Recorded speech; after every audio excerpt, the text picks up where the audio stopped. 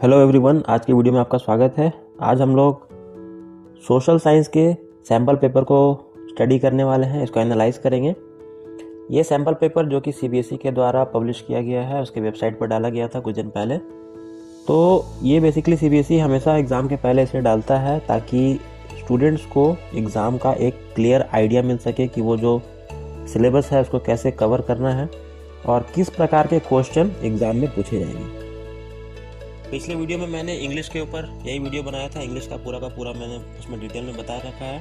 अगर आपने वीडियो नहीं देखा है तो आप डिस्क्रिप्शन में देख सकते हैं, उसका लिंक मैं दे दे रहा हूँ, या फिर आप आई वाले बटन से जाकर भी उसे क्लिक करके देख सकते हैं। ठीक है, चलिए आज का वीडियो स्टार्ट करते हैं। जैसा कि मैं पहले बताया कि इस वीडियो का पर्पज़ ये है कि आप लोगों को एक प्रॉपर आइडिया दिया जा सके कि एग्ज़ाम का प्रिपरेशन किस डायरेक्शन में करना है, क्योंकि हम लोग प्रिपरेशन एक स्ट्रैटेजी के थ्रू करने वाले हैं। स्ट्रैटेजी का मतलब होता है काम थोड़ा कम करेंगे और दिमाग थोड़ा ज़्यादा लगाएंगे, और इसका क्या होगा, ओवरऑल हमें बेनिफिट मिलने वाला है। ठीक है, सब कुछ हमें नहीं पढ़ना है, जो पढ़ना है काम के लायक हमारा चीज़ है उसी को ही हमें ध्यान देना है। ठीक है, चलिए सबसे पहले टाइम इंपॉर्टेंट है। कितने देर का एग्ज़ाम है? 2 आवर्स। टाइम इसलिए मैं बोल रहा हूँ इंपॉर्टेंट है क्योंकि आपको पता ही है कि इस बार का जो क्वेश्चन पेपर आने वाला है वो डिस्क्रिप्टिव क्वेश्चन होने वाला है। ठीक है, अब वो मल्टीपल चॉइस क्वेश्चन आने वाले हैं नहीं। मल्टीपल चॉइस में होता था कि आप लोग एग्ज़ाम के 15-20 मिनट पहले ही आप लोग या आधे घंटे पहले ही सॉल्व करके बैठ जाते थे, बट ये अभी नहीं होने वाला है। तो टाइम मैनेजमेंट डिस्क्रिप्टिव क्वेश्चन में ही आपका असली टेस्ट समझ में आता है। डिस्क्रिप्टिव में आपको सारे आंसर अपने लैंग्वेज में लिखने होंगे, वर्ड लिमिट आपको दिया होगा। ठीक है, तो कितने मार्क्स के हैं? 40 मार्क्स के, क्योंकि टर्म 1 आपने दे रखा है और टर्म 1 में 40 मार्क्स हो गया था, 40 और यहाँ पे फिर से 40, 2 घंटे 40 मार्क्स। किस प्रकार से डिवीज़न है यहाँ पर, तो सेक्शन वाइज बांटा हुआ है ही। उसके पहले आपको ये भी जानना जरूरी है, अगर आपने सीबीएसई के द्वारा दिए गए सिलेबस को ठीक से स्टडी किया है, उस पर आपने देखा होगा कि ये जो 40 मार्क्स है उसको हिस्ट्री, सिविक्स, ज्योग्राफी, इकोनॉमिक्स है ना, इसको ऐसे हिस्ट्री सिविक्स सबको अलग अलग हम लोग बांट रहे हैं, तो 10-10 मार्क्स सब में पड़ रहा है। 4 सेक्शन होते हैं ना, चारों में 10-10 मार्क्स करके कैरी करेगा ये। ठीक है, तो ये आपको समझना जरूरी है, क्योंकि इससे क्या पता चलता है कि चारों सब्जेक्ट की इक्वल इंपॉर्टेंस है। ठीक है, 10-10 मार्क्स के ही आने वाले, कोई ज़्यादा या कोई कम इंपॉर्टेंट नहीं है। ठीक है, तो वो भी हम लोग देखेंगे कि किस चैप्टर से कैसा पूछा गया है। सबसे पहले इंस्ट्रक्शन ये इंस्ट्रक्शन जो आपको यहाँ दिया गया है ना, अगर आप इसको अभी ही अच्छे से पढ़ लेते हैं ना, तो एग्ज़ाम में आपको उतना ध्यान से पढ़ने की ज़रूरत नहीं पड़ेगी, क्योंकि ये सेम टू सेम इंस्ट्रक्शन आपको एग्ज़ाम में भी यही दिया रहेगा। ठीक है, तो इंस्ट्रक्शन में क्या बोल रहा है कि क्वेश्चन जो है आपका 5 सेक्शन में बटा हुआ है। 5 sections are given, A, B, C, D and E। ठीक है, कैसे बांटा हुआ है, तो सेक्शन ए में जितने क्वेश्चन है वो वेरी शॉर्ट टाइप क्वेश्चन है। टोटल 5 क्वेश्चन आएंगे जो वेरी शॉर्ट टाइप के होंगे। वेरी शॉर्ट टाइप मतलब मार्क्स भी शॉर्ट ही मिलेगा आपको, 2 मार्क्स मिलने वाला है हर के लिए। तो और वर्ड लिमिट भी दिया हुआ है 40 से कम। ठीक है, 40 से लेस होना चाहिए। मतलब 40 से लेस का मतलब ये नहीं कि आप 10 वर्ड भी लिख सकते हैं, बोलिएगा सर 10 भी तो 40 से लेस है। ठीक है, ऐसा नहीं करना है हमें। 40 लिखा हुआ है तो एटलीस्ट 10 कम लेकर चलना, मतलब 30 to 40 हमारा वर्ड लिमिट है। ठीक है, 30 to 40 वर्ड लिमिट है। फिर उसके बाद सेक्शन बी आता है, जो कि वेरी शॉर्ट से थोड़ा हल्का सा बड़ा हो जाता है, वो सिर्फ शॉर्ट हो जाता है। ठीक है, वेरी शॉर्ट था, ये सिर्फ शॉर्ट है। 6 to 8 क्वेश्चन नंबर 6 to 8 जो रहेगा शॉर्ट रहेगा। 3 marks each, 80 words word limit. 80 words मतलब फिर से 10 आप कम करके 70 to 80 मान के चलिए। आप अपने कॉपी में पहले, जहाँ पे आपका किसी ने अगर आपने अपने कॉपी में कहीं पर नोट्स लिखा हुआ है तो उसको पहले कैलकुलेट कीजिए कि 70 to 80 वर्ड्स में आपका कितना नंबर ऑफ लाइन्स आ रहा है। ठीक है, क्योंकि आप वहाँ पर एग्ज़ाम में वर्ड काउंट करने नहीं बैठिएगा, उसमें बहुत टाइम वेस्ट होने वाला है। वहाँ पे आप अपने लाइन काउंट कर लीजिएगा और आपको पता रहेगा कि आपके एवरेज लाइन में कितने वर्ड्स आते हैं। ठीक है, जैसे कि फॉर एग्जांपल 80 वर्ड का है। ठीक है, तो अगर मान लीजिए आपको 70 to 80 वर्ड्स लिखने में मान लीजिए 9 से 10 लाइन लगते हैं। ठीक है, तो आपका आंसर 9 से 10 लाइन होगा। आप समझ जाइएगा 70 to 80। देखिए 70 to 80 मतलब ये नहीं कि एग्जैक्टली 80 ही होना चाहिए, 81 हो गया तो नंबर कट जाएगा या 69 हो गया तो नंबर कट जाएगा, ऐसा नहीं होता है। थोड़ा बहुत वो आप ऊपर नीचे जा सकते हैं। ठीक है, तो एक आपको हो सकता है किसी स्टूडेंट बड़ा लिखते हैं, कोई स्टूडेंट तो उनका 11-12 लाइन भी जा सकता है। छोटा लिखते हैं तो हो सकता है 8 लाइन में हो जाएगा। तो सबका अपना अपना लिखने का तरीका होता है, इसलिए लाइन आप लोग एक बार काउंट करके देख लीजिए कि आपके हिसाब से आप कितना लाइन लिखते हैं। फिर आता है long type, section C. Long type में 5 मार्क्स कैरी करने वाला है। 5 मार्क्स जो कैरी करेगा इसका वर्ड लिमिट भी अधिक रहेगा, है ना, 120 के आसपास है। तो 120 है तो आप इसको 100 to 120 कंसिडर कर सकते हैं, ठीक है। सेक्शन डी, सेक्शन डी में 11 and 12 ये है केस बेस्ड क्वेश्चन। ये बड़ा केस बेस्ड क्वेश्चन जो होता है ना, काफ़ी इसको कॉन्सेप्चुअल क्वेश्चन होता है, ठीक है, इसको काफ़ी अच्छे से समझना होता है, ठीक है। तो ये हम लोग अच्छे से ध्यान देंगे। और सेक्शन ई है मैप बेस्ड, मैप वर्क तो आता ही है हमेशा। तो मैप वर्क जो है वो क्वेश्चन नंबर 13 में पूछा जाएगा, 3 मार्क्स का रहेगा, 2 पार्ट में रहेगा, 13.1 और 13.2। 13.1 रहेगा वो हिस्ट्री से एक क्वेश्चन आएगा, और 13.2 रहेगा वो ज्योग्राफी से 2 क्वेश्चन आएंगे, टोटल हो जाएगा 3, ठीक है, 1 हिस्ट्री 2 जियोग्राफी। अब बोलिएगा कि सर ये 1 और 2 के बारे में सर इतना पूरा बुक पढ़ेंगे, 1 और 2 आएगा 1 या 2 मार्क्स का? तो इतना आपको पूरे पढ़ने की ज़रूरत नहीं है, क्योंकि सिलेबस में एक एक लाइन में क्लियर करके दिखा हुआ है कि कौन से चैप्टर में से मैप वर्क कौन कौन से पार्ट से पूछा जाएगा, ठीक है। तो जिस सिलेबस में दिया हुआ है, अगर आपने नहीं देखा है तो उसको अच्छे से डाउनलोड करके देख लीजिए। ऐसे तो जब मैं चैप्टर को पढ़ाता हूँ तब बता देता हूँ कि उसमें से क्या इंपॉर्टेंट है, मैप वर्क किससे आने वाला है या किससे नहीं आने वाला है, ठीक है। तो आप सारी वीडियोज़ को अगर फॉलो कीजिएगा तो आपको वैसे ही पता चल ही जाएगा, ठीक है। ये हो गए सारे इंपॉर्टेंट इंस्ट्रक्शन, समझ में आ गया क्वेश्चन का स्ट्रक्चर किस प्रकार होने वाला है। यही सेम टू सेम आपको फाइनल एग्जाम में भी आएगा। 8 नंबर में लिखा है there is no overall choice in the question paper. हालांकि ओवरऑल चॉइस तो नहीं है, लेकिन इंटरनल चॉइस होंगे। मतलब जैसे कि सेक्शन सी में हो सकता है कि इसी में 9 और 10 है, तो हो सकता है 9 में ही 2 क्वेश्चन और करके दे दे, ठीक है, और फिर 10 में दे दे 2 क्वेश्चन और करके, ठीक है। तो इंटरनली ऑप्शनल आपको मिलने वाले हैं, ये इसमें कहने का मतलब ये होता है, ठीक है। Provided in few question only one of the choice in such question have to attempt. तो उसमें से आपको एक ठो को अटेम्प्ट करना है और एक ठो को छोड़ देना है, सिंपल। आखिरी इंस्ट्रक्शन क्या बोलता है, in addition to this separate instruction are given with each section and question wherever necessary. हालांकि आप हर सेक्शन के पहले इंस्ट्रक्शन पढ़ लीजिएगा कि कहीं पर अगर नेसेसरी है तो वो आपको काम में आ सकता है, ठीक है। तो सबसे पहला लिखा हुआ था सेक्शन ए। सेक्शन ए मतलब वेरी शॉर्ट। वेरी शॉर्ट में 2 मार्क्स के क्वेश्चन है। कितने क्वेश्चन है? 5 क्वेश्चन है। तो जैसे कि यहाँ पे पूछा गया, how did the non cooperation movement unfold in the cities and towns of India. ये नेशनलिज्म इन इंडिया चैप्टर मैंने पढ़ाया हुआ है, पूरा चैप्टर कंप्लीट हो गया है, इसकी वीडियो भी आई है। और लास्ट में मैंने एक वीडियो डाला था जो कि 1 घंटे 45 मिनट का है। ये एक वीडियो में पूरा का पूरा चैप्टर है, ठीक है। तो अगर आपको, और ये इसकी खासियत ये है कि बिल्कुल NCERT बेस्ड नोट्स है इसके, ठीक है, नोट्स के साथ है आपका। आपने नहीं देख रखा है तो आप जाके देख सकते हैं, उसका लिंक मैं भी यहाँ दे देता हूँ, ठीक है। और आने वाले दिनों में हम लोग चैप्टर भी करने वाले हैं, जैसे कि अगला चैप्टर जो आएगा वो मनी एंड क्रेडिट पे आने वाला है, ठीक है। तो उस पर भी मैं बहुत जल्दी वीडियो लाने की कोशिश करता हूँ। इसके बाद कोशिश करूँगा कि इंग्लिश का कुछ चैप्टर डाला जाए, फिर हम लोग मनी एंड क्रेडिट पे आएंगे, ठीक है। तो 2 मार्क्स का पूछा है, 2 मार्क्स का पूछा है, वर्ड लिमिट आपको पता है 40 से कम, तो ज़्यादा कुछ आपको लिखने की जरूरत नहीं। हालांकि इसमें बहुत लंबा लिखा जा सकता है, भले ही आपको नॉलेज है, आप चाहें तो इस पर 1 पेज लिख सकते हैं, लेकिन आपको उतना ही लिखना है जितना आपसे पूछा गया है। इतना बात जान लीजिए कि 40 है तो अगर आप 100 वर्ड भी लिख दीजिएगा ना तो आपको 2 मार्क्स ही मिलेगा। 2 मार्क्स में 1 मार्क्स भी बढ़ने वाला नहीं है। तो अपना टाइम वेस्ट और अपना एनर्जी वेस्ट करने की ज़रूरत नहीं है, ठीक है। तो स्मार्टली काम करना, छोटे छोटे 2-2, 3-3 लाइन में आंसर लिखना है, ठीक है। शॉर्ट टाइप है। Why tourism considered, why is tourism considered as a trade. Tourism को एक बिजनेस के तौर पे क्यों लिया जाता है, ये 2 मार्क्स का पूछा गया, ठीक है। Differentiate between 1 party and 2 party system, ठीक है। RBI का रोल क्या है, ये पूछा है। ये सब तो सिंपल क्वेश्चन है, मतलब डायरेक्टली आप चैप्टर जो पढ़े हैं उसमें से आया है। ये देखिए जो 5th नंबर क्वेश्चन है, ये थोड़ा ध्यान देने लायक क्वेश्चन है कि इसको कैसे करना है। Read the data in the table given below and answer the question that follow. एक डेटा है, एक टेबल हमारे सामने यहाँ पे रखा हुआ है। इस टेबल को हमें एनालाइज करना है, इसे पढ़ना है, और हमें फिर इससे कुछ क्वेश्चन पूछे जाएंगे और फिर इसको ही देखकर हमें आंसर करना है, ठीक है। तो टेबल क्या है फटाफट देखते हैं।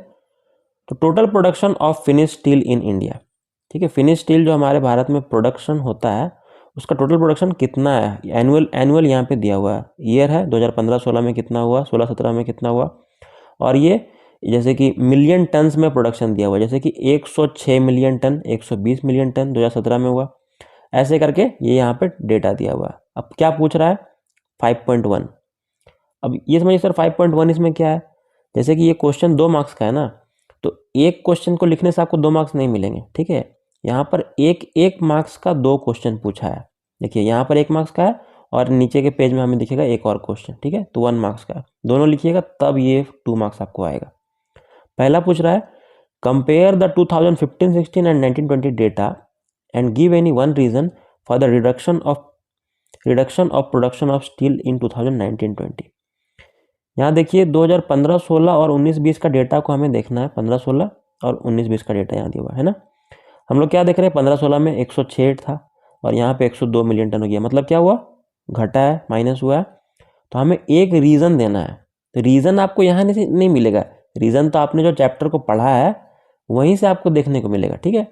तो इस तरह से ये एक चैप्टर का ही क्वेश्चन है, बस आपको यहाँ पर इतना घुमाया गया कि आपको बताना है कि ऐसा क्यों घट रहा है, ठीक है। चैप्टर आप पढ़िएगा तो आपको खुद समझ में आएगा कि क्या क्या रीज़न होते हैं कि किसी स्टील का प्रोडक्शन को घटने का है, ठीक है। तो ये हम लोग देखेंगे चैप्टर में। चलिए अगला क्वेश्चन पूछ रहा है 5.2 why is production and consumption of steel considered as an index of countries development, ठीक है।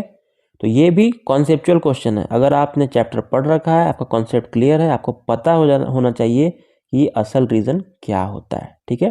जब चैप्टर हम लोग पढ़ेंगे तो इस पर बात करेंगे कि किसी की देश के विकास में प्रोडक्शन और कंजम्पशन स्टील का कितना महत्व रखता है, ठीक है, ये हमें बताना है। सेक्शन बी अब वेरी शॉर्ट टाइप खत्म हो गया, सिर्फ शॉर्ट टाइप। ये 3-3 मार्क्स के 3 क्वेश्चन है, ठीक है। अब देखिए इंटरनल ऑप्शन यहाँ पे दिया हुआ है ना, यहाँ पे एक और दिख रहा है हमें। इंटरनल ऑप्शन मतलब बोल तो रहा है 3 बनाना है, लेकिन क्वेश्चन कितना पूछा है, 1, 2, 3 और 4, ठीक है। 4 बनाना है, लेकिन ऑप्शन सिर्फ इन दोनों के पास है, मतलब इन दोनों में से हम एक ठो को चूज कर सकते हैं और ये दोनों तो कंपलसरी है, ठीक है। इस तरह से आपको सॉल्व करना है। जैसे कि यहाँ पूछा है why do most of the rural house hold still remain dependent on the informal source of credit, ठीक है। गांव वगैरह में कैसे आज भी लोग इनफॉर्मल सोर्स ऑफ क्रेडिट पे डिपेंडेंट है, ठीक है, जैसे बैंक वगैरह से नहीं जुड़े हुए हैं आज भी लोग। तो इसका कारण बताना है, एक्सप्लेन। 3 मार्क्स का है, तो बेहतर ये होगा अगर आपको लगता है कि आप इसके ऊपर 3 पॉइंट लिख सकते हैं, so you must try to write the answer point wise, ठीक है। हमेशा से बताते आया हूँ कि एसएसटी में इसका बहुत ज़्यादा महत्व है, पॉइंट वाइज आंसर लिखने का। पॉइंट वाइज आंसर लिखने के फ़ायदे क्या है कि आपको मार्क्स कटने का चांस कम हो जाएगा। If you have written 3 points and the question carries 3 marks and all the points are correct, then you will get the complete marks, ठीक है, कंप्लीट मार्क्स आपको मिल जाएगा। लेकिन अगर आपने उसी को, जैसे कि यहाँ पे वर्ड लिमिट 60 वर्ड, अगर हमारे 50 से 60 वर्ड में आपने लिखा हुआ है, हो सकता है उसमें कुछ स्कोप हो, ग्रामेटिकल मिस्टेक या कुछ हो जाए, तो 2.5 या 2 भी आपको जा सकता है। सो मार्क्स गेन करने के लिए बेटर ऑप्शन हमेशा से रहता है पॉइंट वाइज लिखने का, ठीक है। हालांकि ये अगर आपको 3 पॉइंट उसके बारे में पता है तभी लिखिए, अगर नहीं पता है तब नहीं लिखना चाहिए पॉइंट वाइज, ठीक है। तब आप पैराग्राफ में ही उसको बना कर लिखिए, क्योंकि होगा क्या, अगर 3 मार्क्स का क्वेश्चन है, आपको आता है सिर्फ 2 पॉइंट, ठीक है, तो वैसे ही आपका 1 मार्क्स चला गया वहाँ पे, ठीक है। तो स्मार्टली काम करना है, तब वहाँ पे पैराग्राफ लिखिए, ठीक है। तो इन दोनों में एक तो लिखना है कोई भी, और 7 या 8 में से 7 या 8 दोनों को लिखना है, ठीक है। सेक्शन सी में लॉन्ग आंसर टाइप पूछा है। कितने क्वेश्चन है, सिर्फ 2 क्वेश्चन है। अच्छा, ऑप्शन कितना दिया हुआ है, 1, 2, 3, 4। चलिए बहुत बढ़िया, मतलब इन दोनों में से भी कोई एक ठो को चुन सकते हैं और इन दोनों में से भी कोई एक ठो को चुन सकते हैं। ऐसा नहीं कि ये दोनों ही लिख दें और ये दोनों छोड़ दें, ठीक है, ऐसा नहीं करना है। ये दोनों में से एक कंपलसरी लिखना ही है और ये दोनों में से एक कंपलसरी लिखना ही है। ध्यान से क्वेश्चन को समझिएगा, ठीक है। तो हाँ, वर्ड लिमिट इसमें बढ़ जाएगा, ठीक है, 120 दिया हुआ था शायद, वो हम लोग जो ऊपर देख रहे थे। मेन आता है हमारा case based question. Case based question पे मैं इतना जोर क्यों दे रहा हूँ, ठीक है। ये भले 4 मार्क्स का है, 4 मार्क्स का 2 पूछा है। होता क्या है कि इसमें क्वेश्चन को डायरेक्टली नहीं पूछते हैं, ठीक है, डायरेक्टली क्वेश्चन को नहीं पूछते हैं। तो कैसे पूछते हैं, जो आपने चैप्टर पढ़ रखा है, जैसे कि चलिए इस वाले को थोड़ा सा हम लोग पढ़ते हैं। नेशनलिज्म चैप्टर तो मैंने पढ़ाया भी है, यहाँ पे पूरा वीडियो भी डाला हुआ है। तो आपको देखिएगा कि ऐसा कोई डायरेक्ट सेंटेंस यहाँ पे एनसीईआरटी में आपको देखने को नहीं मिलेगा। क्या दे रहा है? It is said of passive resistance that it is the weapon of the weak, but the power which is the subject of this article can be used only by the strong. This power is not passive resistance. Indeed, it calls for intense activity. The movement in South Africa was not passive but active. Satyagraha is not a physical force. A satyagrahi does not inflict pain on the adversary. He does not seek his destruction in the use of satyagraha. There is no ill will whatever. Satyagraha is a pure soul. फिर satyagraha, non violence, तो हमें ये पढ़ के ये समझ में आ रहा है, नॉन वायलेंस यहाँ पर दिया हुआ है, ठीक है, नॉन वायलेंस। हमें पढ़कर ओवरऑल ये समझ में आ रहा है कि ये सत्याग्रह और नॉन वायलेंस का जो कॉन्सेप्ट है, जो महात्मा गांधी आते हैं साउथ अफ्रीका से और सत्याग्रह को प्रैक्टिस करते हैं इंडिया के विभिन्न क्षेत्रों में, हमने बताया पढ़ रखा है। कहाँ पे? चंपारण बिहार में, अहमदाबाद में, खेड़ा में, गुजरात में, यहाँ पे सत्याग्रह प्रैक्टिस करते हैं। तो डायरेक्ट नहीं पूछ रहा what is satyagraha, give some example, लेकिन सत्याग्रह का कॉन्सेप्ट को बता रहा है। अब आपको इसको पढ़ के ये समझ में आ गया कि क्वेश्चन किस चीज़ के बारे में। अब इस पर से क्वेश्चन पूछ रहा है, 4 मार्क्स का है, तो हो सकता है 1-1 मार्क्स के 4 क्वेश्चन दिया जाए, ठीक है। देखते हैं, अभी देख लेंगे। पहला है, why did Gandhi ji consider non violence as supreme dharma? Mahatma Gandhi के लिए नॉन वायलेंस ही सबसे सर्वोपरि धर्म कैसे था, ठीक है। तो ये आपको अच्छे से पढ़ना है। देखिए, non violence supreme dharma, it is certain that India can not rival Britain और Europe in force of arm. वो जानते थे कि हम लोग शक्ति के मामले में उस वक्त उतने मजबूत नहीं थे कि हम लोग ब्रिटेन, यूरोप जैसे शक्तियों को हम लोग सामना कर सके, तो बेहतर है नॉन वायलेंस तरीका। ये सब उनकी सोच थी, तो ये आइडियोलॉजी महात्मा गांधी की थी। तो ये इसलिए वो उसको, ठीक है, आप लिख सकते हैं अपना अपना रीज़न। देखिए, अब 4 मार्क्स का था, 1 मार्क्स का यहाँ दिया, 1 मार्क्स का यहाँ, और लास्ट में 2 मार्क्स का दिया हुआ है, ठीक है। तो कोशिश करना है 1 मार्क्स वाले आपको आंसर को ज़्यादा से ज़्यादा 2 लाइन, ठीक है, 2-2.5 लाइन में ख़त्म कर देना है। लेकिन जो 2 मार्क्स वाला है वो आप आराम से 4 लाइन जा सकते हैं, ठीक है। वर्ड लिमिट भी आपको उसी हिसाब से बनाना है। How was Gandhian Satyagraha taken by the people who believed in his philosophy? India के लोगों ने कैसे गांधीयन सत्याग्रह को लिया था? तो आप कुछ एग्जाम्पल दे सकते हैं कि नॉन कॉपरेशन मूवमेंट हुआ था, है ना, सिविल डिसोबीडियंस हुआ था, कितने लोगों ने माना, कितने लोगों ने नहीं माना, वायलेंट भी हो गए थे, जिसके चलते महात्मा गांधी को कितने बार अपने रेवोल्यूशन को कॉल ऑफ भी करना पड़ा, वापस बुलाना पड़ा, ठीक है। सब कोई को हर बात इतनी आसानी से नहीं समझ में आती है, ठीक है, ये हमने चैप्टर में देख रखा है। Why was Gandhian satyagraha considered as a noble way to resist injustice? किस प्रकार महात्मा गांधी का सत्याग्रह को एक अच्छा तरीका माना गया था अन्याय के खिलाफ लड़ने के लिए, ठीक है। तो अपने चैप्टर को पढ़ने के बाद उसके अंडरस्टैंडिंग के अनुसार आप इसका आंसर बेहतर ढंग से कर सकते हैं। ये आपको ये बताता है, जो कॉन्सेप्ट बेस्ड क्वेश्चन है, केस बेस्ड क्वेश्चन है, सॉरी, ये आपको ये बताता है कि आपको चैप्टर को बस क्वेश्चन आंसर रटने से कुछ नहीं होने वाला है, ठीक है। उससे आपको अपना लेवल अब ऊपर करने का वक्त आ गया है। मतलब सिर्फ क्वेश्चन आंसर पढ़ के देख रहे हैं, क्वेश्चन आंसर डायरेक्ट तो पूछ नहीं रहा है, तो क्या किया जाए सर? कुछ नहीं, चैप्टर के मेन कॉन्सेप्ट और थीम को हमें पकड़ना है और अपने आप फिर उसको पढ़ने के बाद या वीडियो देखने के बाद कोशिश करना है कि हम लोग उसको खुद से लिखें, ठीक है। लिखने की प्रैक्टिस करनी पड़ेगी, राइटिंग स्किल, ठीक है।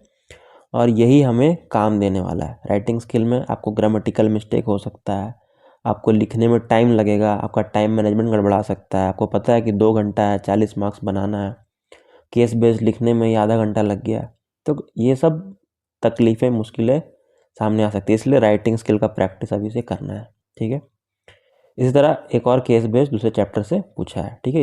ये भी वैसे ही 1-1 मार्क्स का 2 है और लास्ट वाला 2 मार्क्स का। आखिर में आता है मैप बेस्ड। मैप बेस्ड में से क्या है, 13.1 बोले थे कि इसमें 2 पार्ट में बांटा, 13.1 और 2। क्या क्या पूछा है? Political map of India, identify the place marked as A with the help of the following information, write its correct name on. A जो है, ए को आपको बताना है ए कौन सा जगह है जहाँ पे नॉन कॉपरेशन मूवमेंट को कॉल ऑफ कर दिया गया था लड़ाई होने के चलते, ठीक है, हिंसा होने के चलते। मैप है, ये आपको मैप दिख रहा है, ये ऐसा ही मैप आपको क्वेश्चन पेपर में भी मिलेगा। और यहाँ पर ए बना हुआ है ना। ए है यूपी, हम लोग पढ़े थे यूपी में एक चौरी चौरा बोलकर प्लेस था, वहाँ पर दंगे हुए थे, फसाद हुए थे, जिसके चलते हमें कॉल ऑफ करना पड़ा था। तो आपको ये याद है, तो आपने चैप्टर पढ़ा है तो भी आपको हेल्प करेगा, और आपको मैप का आइडिया है तो समझ में आना चाहिए। ठीक है, सारे स्टेट को आइडेंटिफाई करना आपको जानना चाहिए, ये बेसिक चीज़ें हैं। ये एमपी है, ये यूपी है, ठीक है, राजस्थान है, गुजरात है, झारखंड है, बिहार है। इस तरह से आप आइडेंटिफाई कीजिएगा तो आपको मैप का काम आसान हो जाएगा। थोड़ा मैप वैप लेके प्रैक्टिस करना पड़ेगा। ठीक है, 1 मार्क्स भले ही है लेकिन 1 मार्क्स की कीमत है यहाँ पर। ठीक है, 1 मार्क्स को इतनी आसानी से हम लोग नहीं जाने दे सकते। अगला है 13.2 में बोल रहा है on the same given map of India, वही मैप में आपको लोकेट करना है नामरूप थर्मल प्लांट कहाँ है, नोएडा सॉफ्टवेयर टेक्नोलॉजी पार्क। मतलब दोनों में से कोई एक ठो भी आपको याद है तो आप कर सकते हैं। देखिए कई बार आपको ये भी समझ में आता है कि चलिए सॉफ्टवेयर टेक्नोलॉजी पार्क आपको नहीं पता, लेकिन नोएडा कहाँ है ये तो पता है। ठीक है, इस तरह से भी आप इसलिए बोल रहे हैं कि सारे स्टेट को आइडेंटिफाई करने का प्रैक्टिस आप कर लीजिए। ठीक है, एग्जैक्टली आपको नहीं पता रहेगा ना तो आप एटलीस्ट गेस कर लीजिएगा। ठीक है, ये आपको काम करेगा। हालांकि मैप में ज़्यादा सोचने की ज़रूरत नहीं है, सिलेबस में एकदम इसको छोटा कर दिया सिलेबस कि कहाँ कहाँ से मैप आएगा वो एग्जैक्टली दिया हुआ है ना। जैसे उसमें दिया हुआ है कि थर्मल प्लांट का लिस्ट पढ़ना है, नेशनल पार्क का लिस्ट पढ़ना है, बस सारा पढ़ लीजिए। मैप में मैं आपको उसमें एक एक करके ड्रॉ करके सब दे दूंगा। ठीक है, वो आपके लिए बेटर रहेगा। फिर है राजा सांची श्री गुरु रामदास जी इंटरनेशनल एयरपोर्ट। तो एयरपोर्ट का भी लिस्ट अगर आप कर लेंगे तो आपका काम बन जाएगा। ठीक है, ठीक है, वही मैप में फिर यहाँ पे विजुअली इम्पेयर्ड कैंडिडेट्स के लिए भी देखिए दिया हुआ है। ठीक है, जिनको देखने में प्रॉब्लम होती है। फिर उसके बाद ये भी देखिए विजुअली इम्पेयर्ड के लिए वही सब चीज़ों को यहाँ पर लिखा हुआ है। ठीक है, तो ये हो गया आपका क्वेश्चन पूरा का पूरा 40 मार्क्स यहाँ पर कवर। तो इस तरह से हमने एनालाइज किया है। अब आप जब चैप्टर पढ़िएगा तो चैप्टर जब भी पढ़ेंगे तो इन सब बातों को ध्यान रखिएगा, जो जो बातें मैंने यहाँ पर करी है। ठीक है, ताकि आप जब पढ़ें तो आपको ध्यान में रखना है क्या पूछा जा रहा है क्या नहीं पूछा जा रहा है। जो पूछा जा रहा है उस पर विशेष ध्यान देना है, जो नहीं पूछा जा रहा है उसको बस पढ़ के छोड़ देना है। ठीक है, तो चलिए आने वाली वीडियो में हम लोग और भी टॉपिक्स को देखेंगे। पहले इंग्लिश का एक चैप्टर है ग्लिम्पसेस ऑफ इंडिया, वो आने वाला है। ठीक है, तो नेक्स्ट वीडियो जो आएगा वो ग्लिम्पसेस ऑफ इंडिया पे मैं बनाने वाला हूँ, उसको हम लोग पहले कवर कर लेंगे। फिर एसएसटी में मनी एंड क्रेडिट हम लोग करेंगे। ठीक है, और उसके बाद देखा जाएगा जैसा आप लोग कमेंट में, अगर आपको कोई चैप्टर पढ़ना है, कोई दिक्कत है तो आप लोग वहाँ पर भी कमेंट करके बता सकते हैं। अगर ज़्यादा किसी चीज़ का डिमांड होगा मैं कोशिश करूँगा पहले उसी वीडियो को मैं बना सकूँ। Okay, thank you so much for joining in this video. और अगर आपको वीडियो अच्छा लगा हो तो इसे लाइक करें, अपने फ्रेंड्स के साथ शेयर करें, ताकि वो भी इस चैनल के साथ जुड़ सके और अच्छे अच्छे वीडियोस को देखें, समझ सके, और इस चैनल को सब्सक्राइब करें।